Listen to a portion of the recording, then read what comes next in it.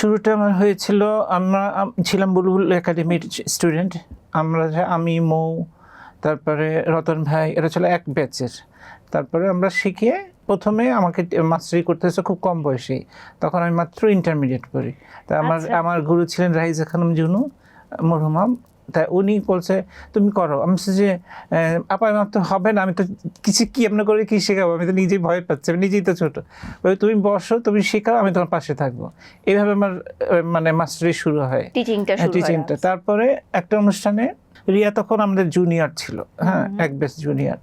তা সেই অনুষ্ঠানে সবাই নাচবে, যে জুনাপাড়ির অনুষ্ঠান।